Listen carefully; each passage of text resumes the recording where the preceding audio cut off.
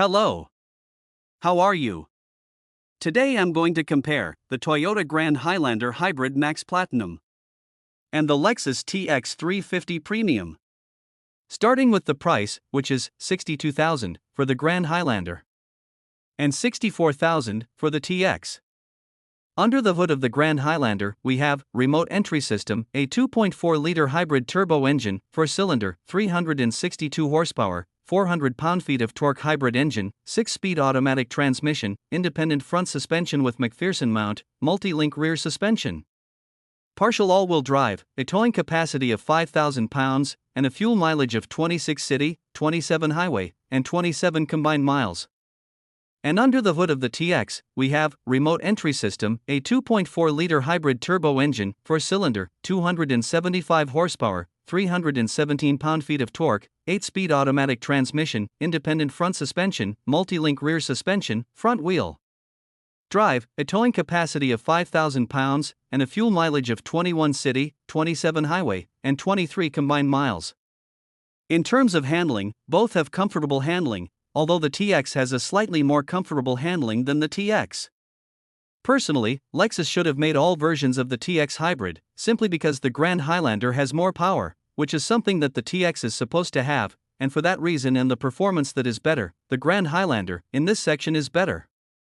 And on the exterior we have LED daytime running lights, DRL, LED headlights, fog lights, automatic high beams, power folding heated exterior mirrors with tilt-down and auto-dimming driver's side, and N memory on the TX, rain-sensing windshield wipers, heated on the Grand Highlander, LED tail lights.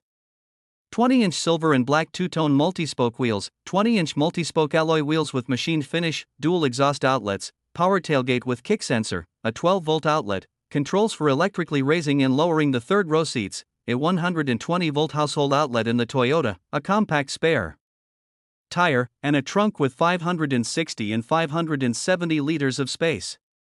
In terms of design, the TX looks better than the Grand Highlander. In the front, I find both equally beautiful, but on the sides and the rear the TX looks better. In terms of equipment, the TX has better equipment, that's why in this section the TX is better.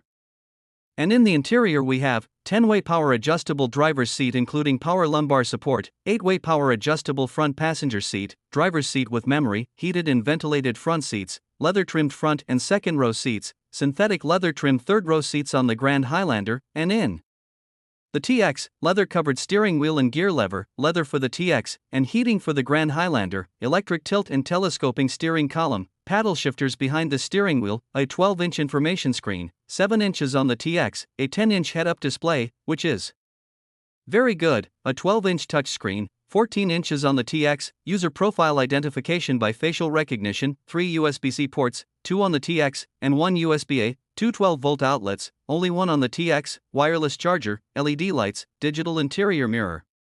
Space under the center console on the Highlander, and 40 inches of headroom, 56 inches of hip room, 60 inches of shoulder room, and 42 inches of legroom.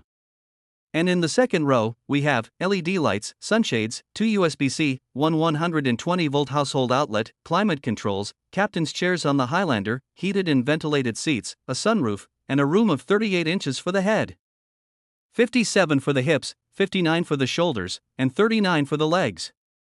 And in the third row, we have 2 seats, LED lights, 2 USB-C ports, shoulder pads on the TX, and a headroom of 37 inches, 46 for the hips, 57 for the shoulders, and 33 for the legs. In terms of interior design, I like them both a lot. Personally, I like the interior of the Grand Highlander better, because of the central screen. The TX has softer materials than the Grand Highlander, but the upholstery in the TX is synthetic leather, which at least in the seats doesn't make any sense to me. I mean, the Highlander seats are better and that shouldn't be well. The same with the steering wheel, because they put an electric steering column, and not a heated steering wheel, so the Grand Highlander is definitely better. And in security we have traffic sign assistant, panoramic view monitor, traffic jam assistance, side blind spot cameras, direct tire pressure monitoring system, 8 airbags in the Grand, and 10 in the TX. In terms of safety, the truth is that the TX has more airbags, but the Grand Highlander has very good things.